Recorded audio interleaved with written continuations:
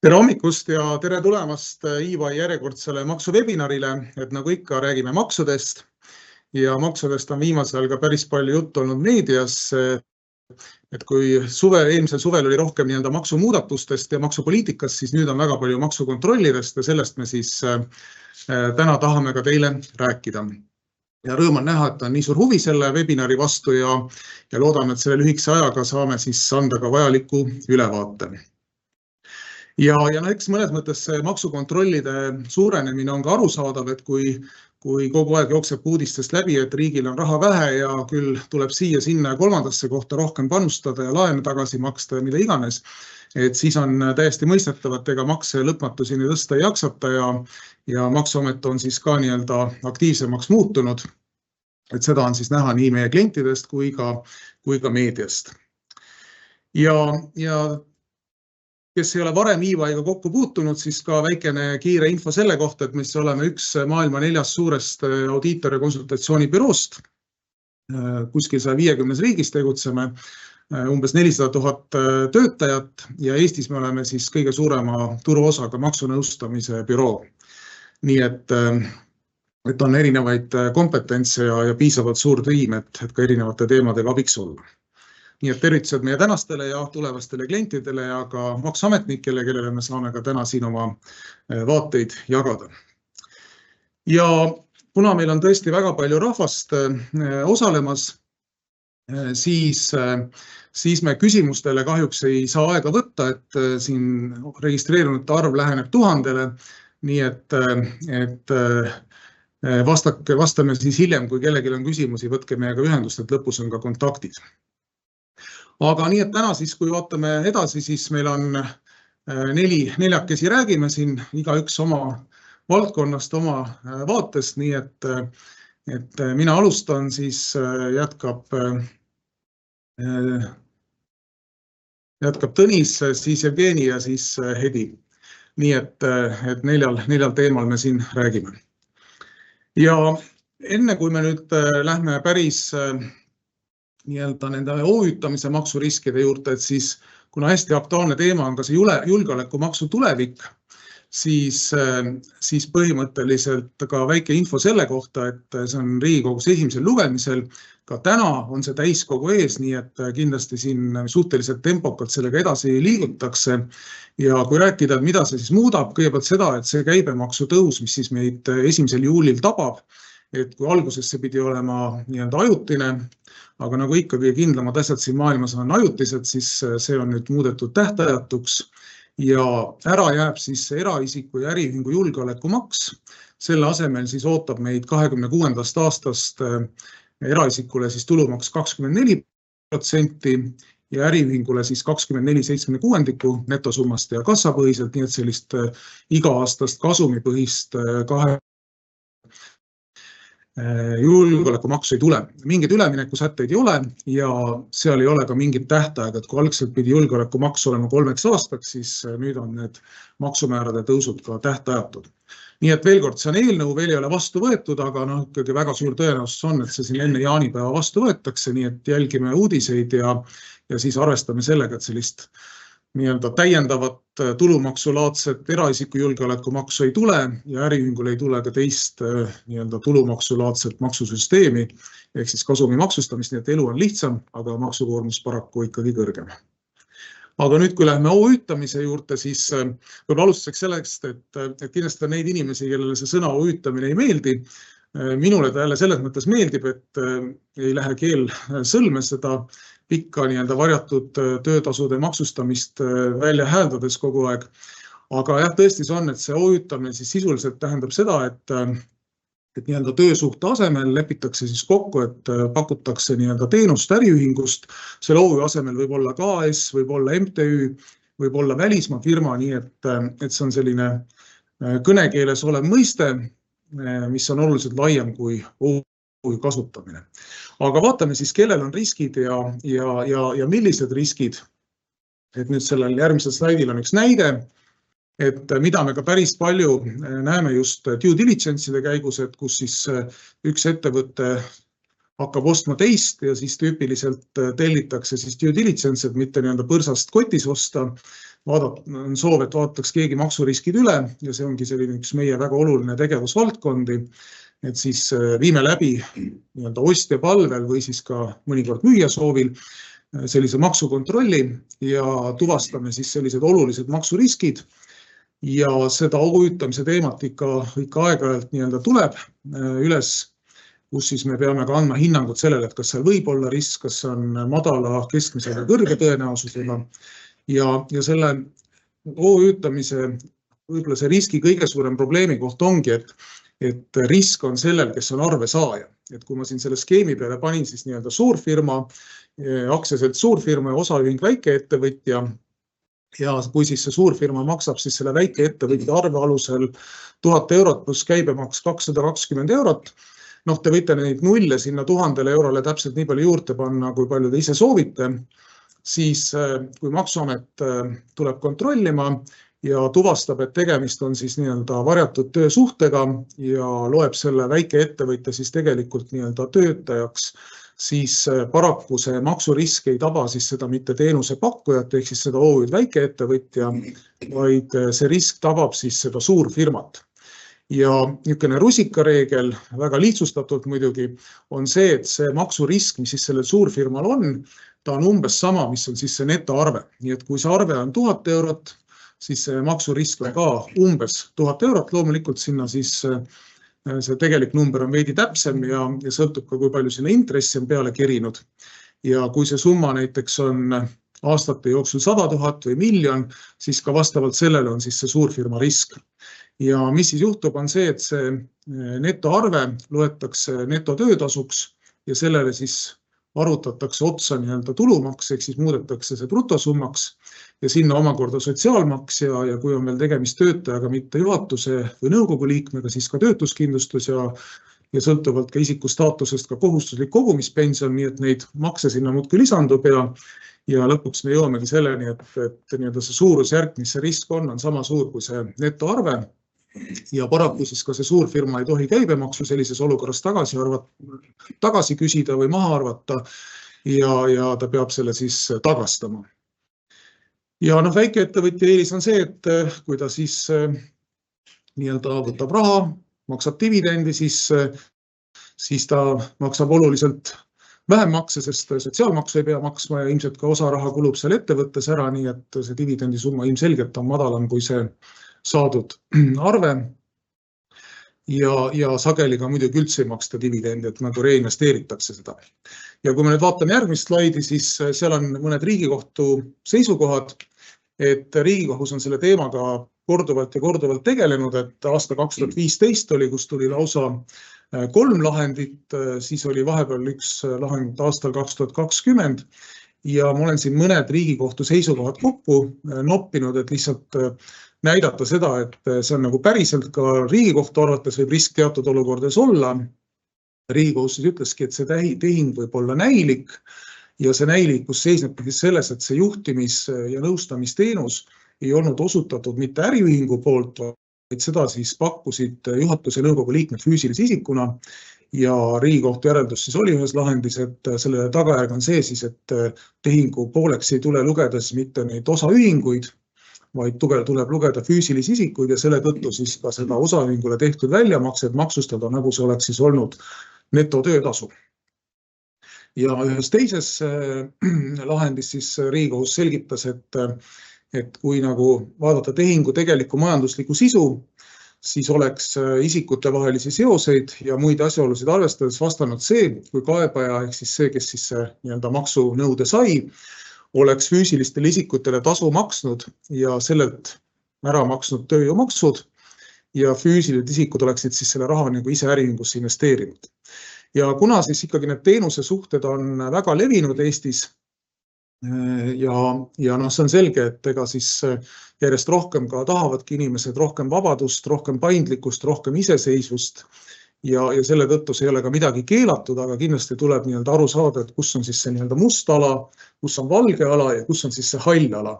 Ja paraku seal OÜtamises seda halli ala on ikkagi olnud päris palju ja on ka jätkuvalt ja selle tõttu siis see varasem Maksuameti lähenemine on olnud, et on nii-öelda konsulteeritud, ehk siis on võetud ettevõtjaga äriühinguga ühendust, kutsutud vestlusele, selgitatud olukordi ja kui on siis saadud kokkulepe, et nii-öelda käitumist muudetakse, siis üldjuhul on jäetud rahule. Aga paraku siis, nagu me meediast oleme võinud lugeda, siis viimastel aegadel on lausa mitu kriminaalasja algatatud, kus on loetud siis seda nii-öelda tööjõumaksude varjamiseks ja see olukord on oluliselt karmim, kui ta nii-öelda kunagi varem on olnud.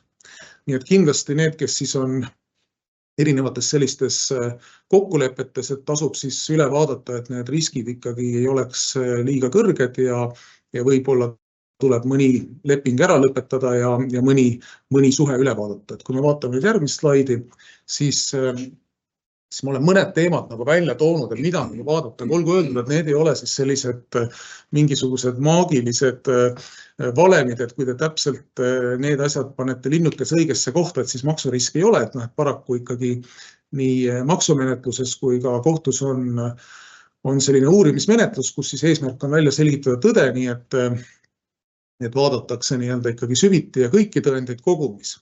Aga kõigepealt see esimene küsimus on see, et kas sellest teenuse suhtest üldse saadakse mingit maksueelist. Et kui see eelmisel varasemal slaidil olnud näide, et kui seal on see väike ettevõtja, ta pakub teenust ja ta maksab kogu saadud raha või ütleme enamuse sellest palgana välja, siis tegelikult mingit maksueelist ei saada ehk üldse ei olegi teemat. Ehk siis küsimus on, et kui suured on need käärid selle tasu vahel, mida siis see suur ettevõtja selle näite järgi siis maksab sellele väikeettevõtjale ja kui palju väikeettevõtja maksab palgana välja. Ehk siis üks õppetund on see, et ilmselt kui see OÜ maksab ikkagi mõistlikku palka, siis see kõlab nii-öelda mõistlikumalt ja seal siis see maksueelis on ka väiksem, mille peale siis maksuametil oleks põhjust nagu kurjaks saada. Kindlasti tuleb vaata ka lepingut, et ma olen oma karjääri jooksul näinud ka selliseid OÜ poolt teenuse osutamise lepinguid, kus on kirjas puhkused, tööaeg, nii-öelda koondamishüvitised põhimõtteliselt, mida tavaliselt teenuselepingus ei ole, et kui meiega siin maksunõustamise lepinguid ja audiitorlepinguid oma klientidega sõlmime, siis paraku sinna ükski klient ei ole nõus, et me paneme sisse puhkuse või lepingu lõpetamise mingisuguse trahvid või sellised asjad. Nii et siin kindlasti tuleb ka vaadata seda lepingut, et ta ei oleks oma olemuselt tööleping, vaid ikkagi vastaks sellise iseseisvale teenuse suhtele. Ja loomulikult tuleb vaadata, kas seal teenusepakkujal üldse on olemas vajalikud töötajad, vajalik taristu, töövahendid, arvutid, telefonid, mis iganes, mis valdkonnaga on tegemist. Tuleb vaadata, et kas ta on ikkagi iseseisev tegevus või on ta selline alluvussuhe, et inimene tuleb hommikul tööle, talle antakse tööülesanded või ta siis on selline sõltumatu näiteks raamatupidamise nõustaja või raamatupidamisteenuse pakkuja või jurist, kelle töö ongi väga iseseisev, kellel on võib-olla mitmeid kliente ja kes ise määrab oma tööaja, tal on omad töövahendid ja ise toimetab. Ja muidugi küsimus on ka see, et kas see teenusepakkuja käitub kui osa tellija organisatsioonist, et loomulikult on olukordi, kus tal peab olema oma arvuti, võib-olla ka uksekaart, et saada ligi ruumidele, aga kui seal ei ole nagu sisulist vahet ja erisust, mille poolest ta töötajatest erineks, siis jällegi see on riski tõstev. Ja samamoodi ka see, kui sellel teenusepakkujal ehk OÜ-l on oma alluvad, kes võib-olla isegi ei saa arugi, et nad ei allu mitte nagu kellelegi otsesele juhile, vaid nad alluvad ühele OÜ-le XYZ või mis iganes. Ja kui veel lõpetuseks veel mõnda kriteeriumit veel edasi vaadata, siis neid valikuid ja neid teemasid on päris palju, mida peab seda vaatama selle piiri hindamisele. Ikkagi eelkõige on see sõltumatuse küsimus ja iseseisvuse küsimus. Ja mis on mulle tundub selline nagu väga kõrge riskiga koht on siis see, kus sama inimene on siis nii-öelda see teenuse ostja ja teenuse pakkuja juhatuses, et kui ta sisuliselt nõustab iseennast, siis see ilmselt ei ole eluliselt väga usutav ja elu on näidanud, et pigem nagu maksuamet nendes olukordades, kus siis on sama inimene kahe ettevõtte juhatuses, siis need on ikkagi need, kus eriti ei ole õnnestunud vaielda, sest tõsi see on, et juhatuse liige on juhatuse liige 24/7, vastutab 24/7 ja kõik tema kompetentsid on ka nii-öelda 24/7 ettevõtte käsutuses. Ja muidugi riskid on madalamad, kui teenus on projektipõhine, ei ole kindlat ühesugust kuutasu, kui ta on ajutine näiteks mingisuguse äraoleva töötaja asendamiseks või kui ta mingi konkreetse tulemuse saavutamiseks, näiteks mingisuguse kohtuvaidluses asja lahendamiseks või näiteks mingisuguse strateegia väljatöötamiseks või midagi sellist, mis on konkreetne projekt, mis ei ole seotud siis selle OÜ kaudu oleva inimese igapäevase tööga. Käsunduslepingul on sageli ka mingisugune aruandlus, seda Maksuamet on küsinud, vaadanud, et kas on mingi tunniarvestus või mingi projekti raporteerimine ja loomulikult ka küsimus, et kuivõrd see teenuseosutaja võtab riski. Et kui ta ikkagi võtab riski, siis üldiselt töötaja pigem riski ei võta, tema riskid on maandatud, tal on tagatud töökoht ja kui tööandjal pole tööd anda, siis palk jookseb ikka, eks ju. Nii et OÜ puhul seda ei ole tagatud ja see ka viitab, et siis on nagu iseseisvus. Nii et kokkuvõttes, kes on sellistes teenusepakkuja kokkulepetes, mis võivad küsimusi tekitada, siis ilmselt tasub need üle vaadata, hinnata selle teenusepakkuja sõltumatust, iseseisvust, kas ta erineb oma olemuselt tavalistest töötajatest ja mõelda läbi need argumendid ja selline loogika, et kui Maksuamet peaks küsima, siis mida te saate enda kaitseks öelda. Aga nüüd ma annaks hea meelega sõna edasi kolleeg Tõnis Ellingule ja Tõnis siis juba jätkab käibemaksuriskidest. Nii, tere hommikust. Igaks juhuks kohe lisan, et me ei ole siin tegemas koolitust, ehk siis maksunõustamisega koolitust, vaid me räägime nendest kaasustest, mis on meie lauale erinevatel viisidel sattunud ja koolitusega ei ole tegemist juba ainuüksi sellepärast, et tänapäeval oleme me sellises olukorras, kus ei ole väga võimalik nõustada, kuna me oleme siin ühiselt sattunud sellisesse tõsielu seriaali, et meie peal katsetatakse, selline olukord tekib ja oleme sellises, ma eile õhtul mõtlesin, kuidas seda viisakalt öelda, et me oleme siis sellised katsejänesed sellises tõsielu seriaalis nagu näljamängud Maksu- ja Tolliametiga.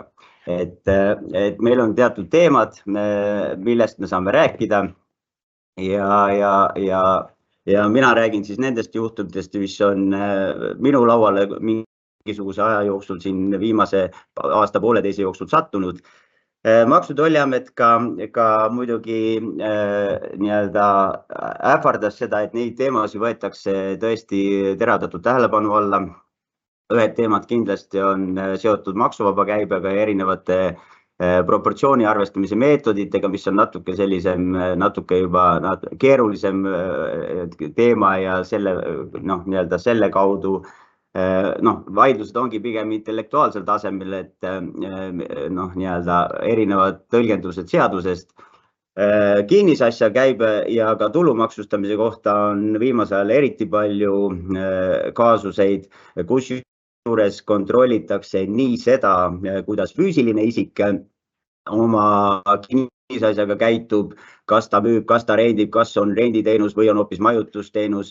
Üsna hiljutine lahend, see ei ole veel lahendit loomulikult saanud, aga üks maksukontroll alustati siin paar päeva tagasi. Ma tegelikult teadsin, et see tuleb.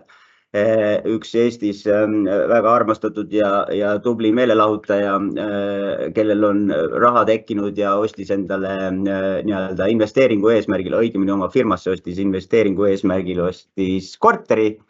Ja küsimus oli selles, et kas me nüüd võiksime korterid ka sisendkäibemaksu maha arvata või mis selle korteriga siis saab. Ja ma ütlesin kohe, et nii kui sa hakkad seda sisendkäibemaksu maha arvama, siis ilmselgelt sa kontrolli lähed. Ja ta ütles, et aga võtame selle riski, sest ma ei tee ju midagi ebaseaduslikku, et kavatses on seda ikkagi seal siis majutusteenuseks pakkuda. Ja läkski mööda mingisugune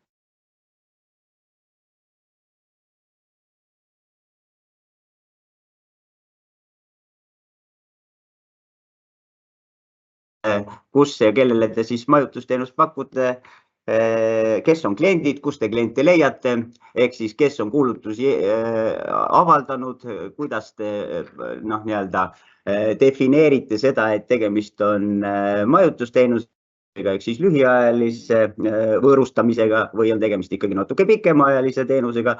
Ehk siis sellised küsimused on igal juhul tulemas.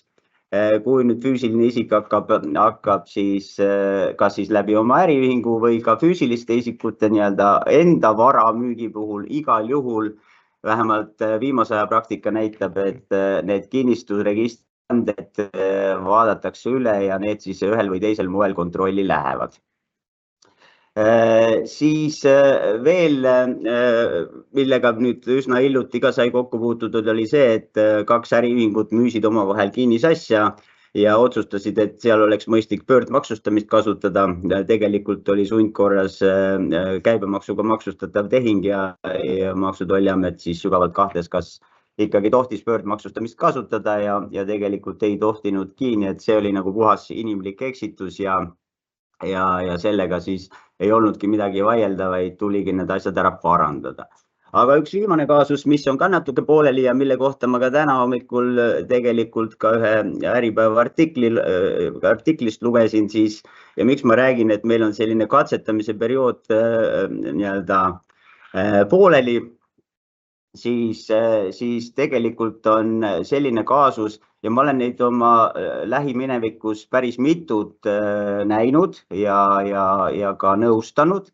Ja nüüd on siis olukord selline, et ma tegelikult ei teagi enam, mis siis nagu teha. Olukord selline, et füüsiline isik müüs oma kinnisasja, tal oli kinnisvarafirma Eestis, tegeles äritegevusega Eestis, kinnisvaraarendus, kõik oli nii nagu peab. Ta otsustas Eestist ära kolida, kogu oma tegevuse Eestis likvideerida ja müüski Eestis kõik kinnisasjad maha ja et hakata siis välisriigis, kus ta elama läks, et seal siis kinnisvaraarendusega pihta. Tal oli ka oma isiklikuks tarbeks ostetud kinnistu, kuhu peale ta siis kavatses omale elumaja ehitada, kuna ta siit Eestist ära kolis ja ka päriselt kolis ära, siis ta otsustas, et see tuleb ka maha müüa, et tal ei ole ju elukohta Eestis vaja. Ja siis selleks, et ja kuna tal oli raha ettevõtluseks vaja, siis ta tegi sellest mitterahalise sissemakse osaühingu osakapitali ja müüs selle kinnistu siis läbi osaühingu. Kinnistus saadud raha istub ikka osaühingu kontol, sellega tegeletakse välisriigis ja mitte sentigi raha pole siis eratarbimisse võetud. Maksu- ja Tolliamet otsustas, et tegelikult see kinnistu müük ikkagi on tegelikult füüsilise isiku tulu, kuigi füüsiline isik ei ole mitte sentiga raha saanud ja põhjendab seda sellega, et tegemist on siis selle niinimetatud uue tulumaksuseaduse sätte, mis tegelikult ei ole üldse uus, see on alates 2019 aasta juba tulumaksuseaduses, ehk siis selle sätte uus tõlgendus, mis lahti seletatult tähendab seda, et Maksu- ja Tolliamet on kirjalikult väljendanud, et see on igati lubatud, kui te teete mitterahalise sissemakse ja kasutate seda müüki, või tähendab seda sissemakset oma majandustegevuses, aga kui te müüte seda, siis see ei ole lubatud, see on maksueelise saamine, ehk siis müük ei ole majandustegevus. Ja teine asi see, et kui te seda planeerite, et kui see oleks juhuslikult juhtunud, siis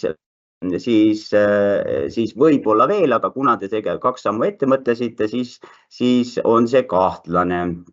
Ehk siis ja üks konkreetne väide veel selle kohta, et kui see oli üks aktsiatega tehtud tehing, et üks füüsiline isik tuli ja ütles, et tal on vanast ajast ehk siis oma töökohustustega seotud, sai ta poolkogemata, ilmselt ei olnud kogemata, sai ühe suurema aktsiapaki omanikuks ja ta ütles, et ta ei taha enam, et need oleksid tema füüsilise isiku nimel, vaid et võiks panna äriühingusse. Tegime mitterahalise sissemakse. Kõik on väga hästi ja kõik on rõõmsad, välja arvatud see, et tänane Maksuameti seisukoht on selles, et kui te panete oma aktsiad äriühingusse, siis see on kõik igati lubatud, aga siis, kui te neid müüte, see on juba maksueelise saamine, sest et see peaks olema füüsilise isiku tulu. Ja miks ja kuidas? Ja kui me veel imestasime, et meil on Riigikohtu lahendid selle kohta, mis on juba rohkem kui 10 aastat vanad, mis siis räägivad sellest, et kui ikkagi füüsiline isik ei ole reaalselt raha saanud ja seda raha ei ole äriühingust välja võetud, siis me ei saa rääkida, et see on füüsilise isiku tulu. Et seal, need on ikkagi erinevad subjektid, õigussubjektid, et päris juriidilist isikut ja füüsilist isikut päris kokku panna ei saa. Aga tuleb välja, et tänapäeval saab ja täna hommikul ühte artiklit lugedes ma sain aru, miks see nii on.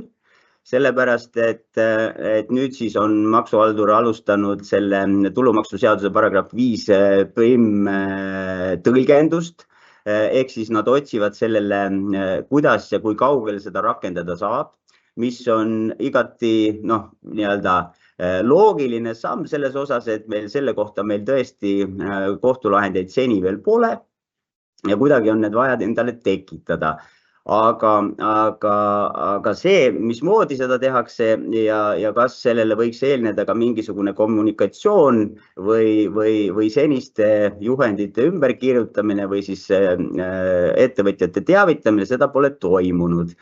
Ja samas on seda teistes valdkondades tehtud, sest et nõndanimetatud Teppushtauni juhendit on siin tehtud rohkem kui 15 aastat ja seda on ilusasti kommunikeeritud ja hoiatatud aga nüüd järsku see paragrahv 5' on, siis tuleb nagu selgest taevast ja kõik endine kohtupraktika on täiesti asjakohatu, et see on täiesti uus asi, mis annab sisuliselt väidetavalt Maksu- ja Tolliametile õiguse otsustada, milline tehing on siis ikkagi maksueelise ebaseaduslik saamine ja milline mitte. Ehk siis tegelikult sõltub suhteliselt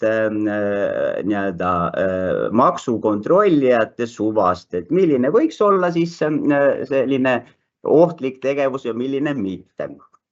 Ja mina mäletan väga täpselt seda aega, kui ma olin aastal 2000 ja 2001 olin Maksu- ja Tolliametis tööl ja ma mõtlesin, et kuidas lugupeetud maksuõiguse dotsent Lasse Lehis ikkagi nõnda teravalt ütleb maksuametnike kohta ja miks ta neid kogu aeg kritiseerib ja mul oli raske sellest aru saada. Täna olen ma sellises olukorras, kus ma väga hästi saan aru, mida tolleaegsed maksuinimesed siis tegelikult rääkisid.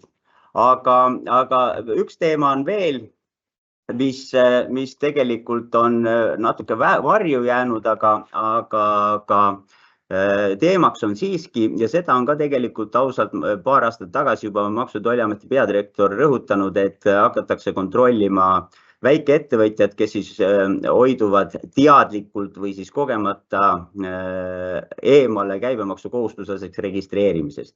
Ja siia ma tõin nüüd igaks juhuks lihtsalt sellised seaduse muudatused, mis 1. jaanuarist 2025 kehtivad. Ehk siis tegelikult need igasugused väikeinvestorid ja suuremad aktsiate võõrandajad ja kauplejad, et nendel tasub siis ikkagi teada seda uut regulatsiooni, kus siis ka selle registreerimispiirmäära hulka läheb ka maksuvaba käive. Ja lõpetuseks selleks, et mitte jääda ainult selliseks kritiseerijaks ja nii nagu mulle üks Eesti lugupeetud koolitaja ütles, et neid kritiseerijaid on küll väga palju, aga mine ja aita. Et kus näed viga, seal mine ja aita. Ja selle kohta üks lõpetlik lugu, kuidas mõned kuud tagasi tuli minu juurde ühe Eesti lugupeetud eriala liidu juht ja ütles, et lähme siis ja päriselt räägime maksuhaldurile, kuidas need asjad võiksid olla, et me näeme, kus on puudusi, me näeme, et natuke otsitakse selle kivi alt, kus vähke kindlasti ei ole, et äkki lähme siis ja õpetame ja anname nõu. Ja selle peale siis ka kõige kõrgemal tasemel öeldi meile, et meie teame ise, mis me teeme ja meil pole abi vaja. Ja siis me lahkusime maksuhalduri juures selle teadmisega, et see on igati mõistlik ja loomulik, kui aktsiisilao pidaja õhtul koju minnes pitseerib aktsiisilao seespoolt. Aga nüüd ma annangi sõna edasi Jevgenile, kes räägib meile siis Siirtinna teemadest.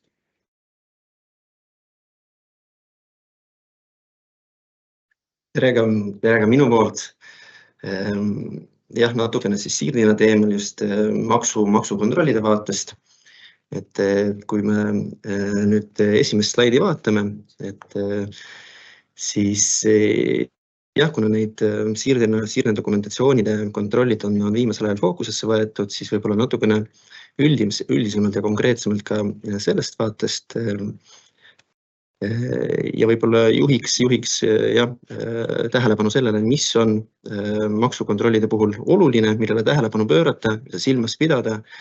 Ja tegelikult võikski alustada sellest, et enne kui me räägime siirde dokumentatsioonist, me peaksime tegelikult rääkima ka siirde poliitika olemasolust, siis loomulikult siirde dokumentatsioon, võrreldavate andmete analüüs ja loomulikult ka dividendipoliitika olemasolu.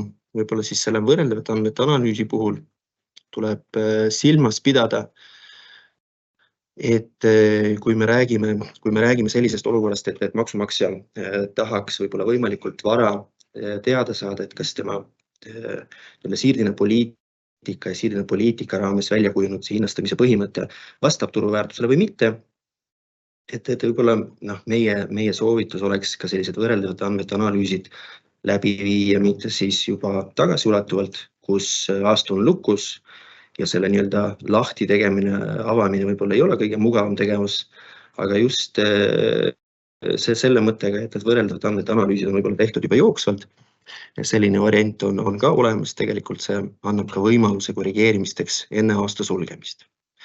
Nüüd, kui me räägime siirde dokumentatsioonist natukene konkreetsemalt, siis põhimõtteliselt see tuum, kust see kõige olulisem siirde dokumentatsiooni osa algab, on tegevusanalüüs. Tegevusanalüüsi olemasolu iga tehingu kohta on väga oluline. Seda tuleb läbi mõelda, seda tuleb planeerida, et see ei ole selline üsna kerge tegevus, et tulebki natukene aega võtta, läbi mõelda, sest see, kuidas see tegevusanalüüs on paika pandud lõppkokkuvõttes, mõjutab ka seda, milline on siirdena metodoloogia, millist turureferentsi või turuandmeid hakatakse kasutama ja milline võib-olla selles kontekstis oleks ka kasumimäära ootus.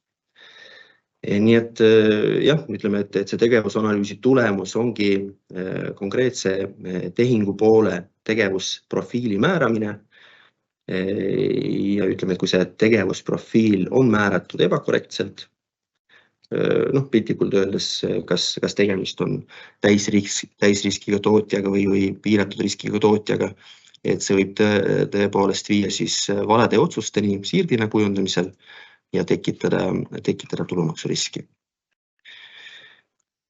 Nüüd järgmisel slaidil natukene konkreetselt tehinguliikidest.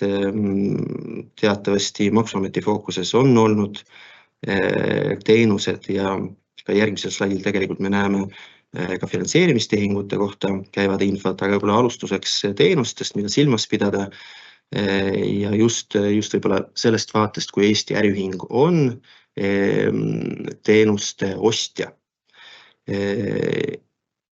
Tuleb väga selgelt võib-olla enda jaoks läbi mõelda, mille eest tasu makstakse ja mis hüve saadakse. Milline on see teenuse osutamise kulubaas ja selle kulubaasi all me mõtleme loomulikult need kuluartiklid, mis kulubaasi sisse lähevad ja loomulikult ka see juurdehindluse määr, mis kulubaasile lisatakse. Ja siis me jõuame loomulikult ka selle aruteluni, et kas tegemist on madala lisaväärtusega tegevustega või teenustega või siis kõrge lisaväärtusega teenustega. Ja lõppkokkuvõttes see peabki välja tulema siirdena dokumentatsioonist. Siirdena dokumentatsioon peab andma selge vastuse sellele, kas tegemist on madala või kõrge lisaväärtusega teenustega. Ja siit tegelikult tulevad ka võimalused, millist juurdehindluse määra kasutada. Ütleme, et kui juurdehindluse määr on kõike muud kui 5, siis tuleb kohustuslikus korras läbi viia ka võrreldavate andmete analüüs. Kui tegemist ei ole madala lisaväärtusega tegevusega, siis täpselt samamoodi tuleb läbi viia võrreldavate andmete analüüs. Nii et kui ütleme selliste tugiteenuste tunnusega tegevuse puhul me räägime turuväärtuses juurdehindlusest 5, see on automaatne, selle kohta ei pea tegema eraldi võrreldavate andmete analüüsi, aga kui see ei ole 5, kui te olete sisemiselt kasutanud midagi muud või te olete teadlikud sellest, et tegemist ei ole madala lisaväärtusega tegevusega, siis tuleb viia läbi võrreldavate andmete analüüs. Nüüd järgmisel slaidil me räägime juba finantseerimistehingutest, laenudest ja kontsernikontodest. Kõige olulisem loomulikult on see, et see intress vastab turuväärtusele. Võib-olla mida meeles pidada, millele tähelepanu pöörata, võib-olla mida ei ole nii tihti tehtud, aga mida kindlasti peaks laenutehingute puhul arvestama, on see, kui muutub laenutehingu perioodi raames, muutub mõni oluline laenulepingu tingimus. Ja oluliseks laenulepingu tingimuseks võib pidada intressimuudatust, võib pidada tähtaja muudatust, pikendamist või siis laenu juurdeandmist. Et sellisel juhul tulebki antud laenu siis vaadata muudatuse hetkel. Millised on need turuintressid just selle laenulepingu olulise muudatuse hetkel. Nüüd see laenu otstarve, ega sellest ei pääse, et see peab olema väga konkreetne, laenul peab olema eesmärk ja siin kindlasti juhiks tähelepanu, et laenu eesmärk ei ole laenu intressi teenimine, et see on pigem tagajärg ja laenu eesmärk on hoopis midagi muud ja väljendub pigem sellest, milleks raha laenusaajal on vaja ja milleks ta seda kasutama hakkab.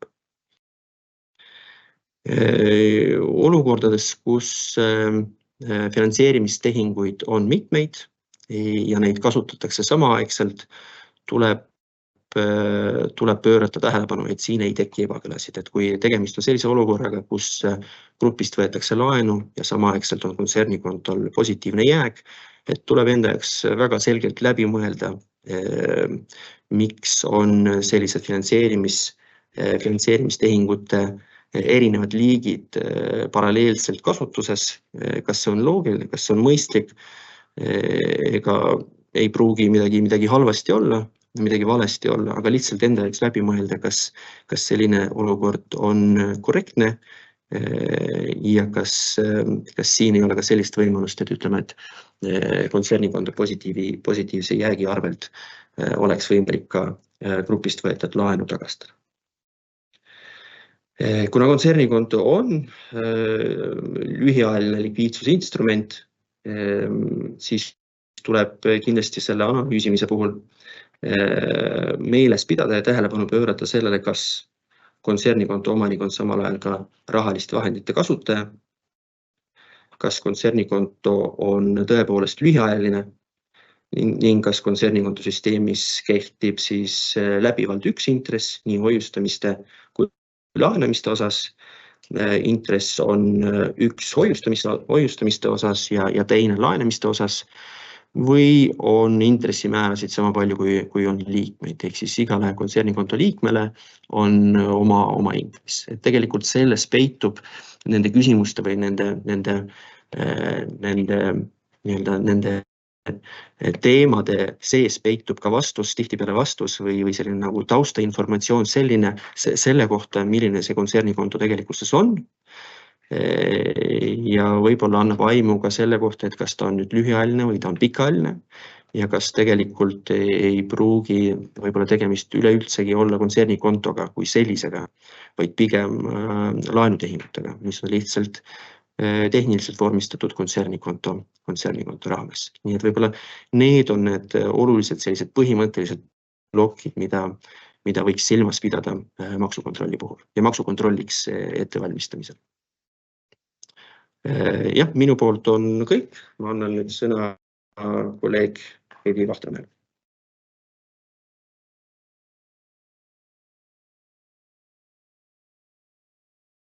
Nii, tere ka minu poolt ja läheme selle tänase webinari viimase plokiga,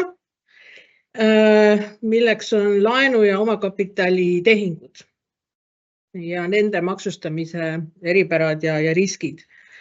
et see on võib-olla selline valdkond, millega sellises igapäevases äris nii väga kokku ei puututagi, et kui siirdehinnad, millest Jevgeni rääkis, on selliste kontserni ettevõtete igapäevane temaatika, siis need laenu- ja omakapitalitehingud on pigem sellistes väga spetsiifilistes olukordades ja võib-olla vast natuke rohkem ka maksugurmaanidele või need, kes on nagu tõsisemalt nende teemadest huvitatud, on ilmselt märganud, et või vähemalt siis kuulnud või näinud ka artiklitest, et eelmise aasta detsembris Maksu- ja Tolliamet avaldas oma kodulehel juhendmaterjali nimega juriidiliste isikute vaheliste laenu- ja omakapitali struktureerimise tehingute maksustamine. Pikk nimi, aga millest ta siis sisuliselt räägib, et ma nüüd siin olen slaidil välja toonud ka sellised joonised, et see pilt oleks natuke paremini silme all, siis räägib see juhend sellisest kahest struktureerimise vormist nagu debt pushdown ja equity pushdown. Et vabandan väga, et eestikeelsed terminid sellist väga ilusat ei ole, et see ingliskeelne väljendab kõige paremini selle asja sisu. Ehk mis nagu nende selliste push-down tehingute taustal siis on see, et kas äriühingute omandamise situatsioonis või ka kontsernide restruktureerimise situatsioonis toimetatakse viisil, et võtame siis selle omandamise näite, et selleks, et äri laiendada või uut äri juurde soetada, siis sellise nii-öelda sihtühingu või äriühingu soetamiseks asutatakse kõigepealt eraldi äriühing. SPV lühend siin joonisel tähendab Special Purpose Vehicle ehk siis spetsiaalselt mingiks eesmärgiks asutatud äriühing. See äriühing kas siis võtab laenu, kas krediidiasutuselt või ka nii-öelda kuskilt kontsernist, kui tal on emaettevõte, või saab selle tehingu finantseerimiseks omakapitali sissemakse. Nende vahendite eest ta siis omandab sihtühingu ja pärast seda omandamist toimub nende kahe äriühingu ühinemine ehk siis SPV ja see omandatud äriühing ühendatakse. Ja kui see ühinemine on toimunud, aga võib-olla ka varem, tuleb loomulikult siis hakata tagasi maksma kas selle tehingu jaoks võetud laenu või kui on olnud see laen finantseeritud omakapitali sissemaksega, siis ühel hetkel on soov kindlasti ka siis seda omakapitali sissemakseid hakata välja maksma.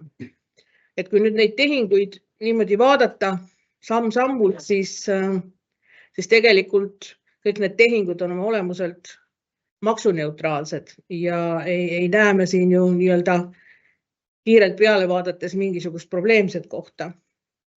Aga kahjuks päris nii ei ole. Et siin jõuame me taaskord täna juba üsna mitmeid kordi välja toodud tulumaksuseaduse paragrahvi 5 juurde, ehk siis vaatama peab seda, kas tehingute struktuur on tehtud maksueelise saamise eesmärgil või mitte. Ma nüüd siin järgmisel slaidil olen ka välja toonud siis nii-öelda selle põhiolemuse või probleemse koha siin, et sellistes tehingute jadades võib tekkida tulumaksukohustus, kui selle tehingute jada üks põhieesmärkidest on maksueelise saamine, on ka maksustamise aluseks selle juhendi selgituste kohaselt võimalik, kui tekib maksustamise hübriidne ebakõla, mis minu praktikas on pigem harva ette tulev olukord, et põhiosas nende tehingute struktuuride puhul ikkagi nii-öelda maksunõustajad ja ettevõtjad maadlevad siis selle selle küsimusega, et kas see, kuidas see tehing on struktureeritud, võiks viidata sellele, et siin on maksueelise saamine nii-öelda olnud üheks põhi nii-öelda eesmärgiks. Et kui nüüd üritada sisustada seda maksueelise saamist, siis minu hinnangul, et siin on olemas nii sellised objektiivsed kui subjektiivsed kriteeriumid, et põhimõtteliselt ju objektiivsed ehk siis sellised mõõdetavad ja võib-olla ka faktidega tõendatavad võiksid ju olla see, et mis on selle tehingute eesmärk, kas seal on vastuolu maksuõigusega ja võib-olla ka see, et kas ta on tegelik või mitte tegelik. Samas on selle paragrahvi sisustamisel siiski üsna mitu sellist vägagi subjektiivset nii-öelda vaadet. Et ma siin nüüd ei ole slaidi peal teile küll välja toonud, aga see paragrahv 5 lõige 2 annab siis sellised riski maandavad kriteeriumid, mis räägivad siis sellest, et kui tegemist on või kui selle tehingutel on reaalsed elulised ja ärilised põhjused, ehk siis motivatsioon on nii-öelda õige, ehk siis mitte maksueelise saamiseks, et sellisel juhul ei kaasne sellega tulumaksukohustust või kui nii-öelda tal on tegelik majanduslik sisu, võttes siis arvesse kõiki neid asjaolusid. Olgem siis ausad, et need on ikkagi sellised väga olulised subjektiivsed vaated, mis on vägagi erinevad, kui nendele asjadele vaatavad otsa, kas siis maksunõustaja või juriidiline nõustaja või maksuametnik või ettevõtja. Et seal on need vaated ikkagi teinekord vägagi vastuolulised. Et ma olen oma praktikast kas siis järelpärimiste või siduva eelotsuse taotlemiste käigus näinud mitmeid kordi seda, et olukorrad, kus ütleme siis nii, et maksunõustaja vaatest on ikkagi väga asjalikud ja sisukad nii-öelda sellised põhjendused sellisele tehingute jadale välja tuua, siis üldiselt ma pean kahjuks ütlema, siis maksuametnikud on olnud pigem skeptilised, mis teinekord tõstatab küsimuse, et kas tahaks üldse minna küsima, kui see vastus on üldjuhul negatiivne. Aga see selleks, ma arvan, et seda me nii-öelda maha matnud ei ole, seda soovi neid olukordi ikkagi ka maksuhalduritega testida sellises kohtuvälises olukorras, et kindlasti ilmselt seda sama sätet me kõik loodame, et saab tulevikus paremini sisustatud.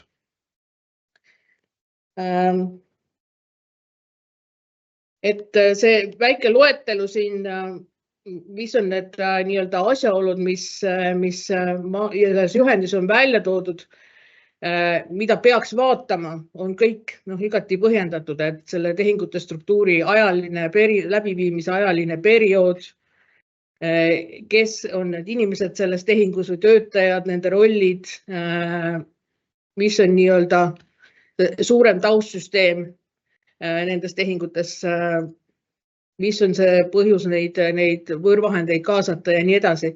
Et need on kõik igati nagu nii-öelda asjalikud ja need, ütleme nii, et kipuvad tihti nagu viitama sellele, et saab öelda, et ikkagi maksueelise saamine on see nii-öelda põhieesmärk.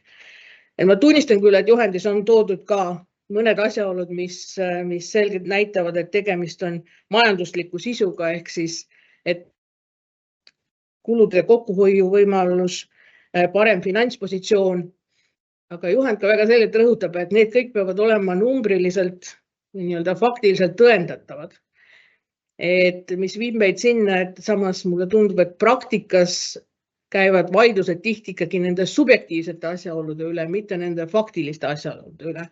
Et isegi kui mingisuguseid positsioone on võimalik numbriliselt nii-öelda tõendada, siis võime me ikka kukkuda sellesse vaidlusesse nende subjektiivsete asjaolude üle.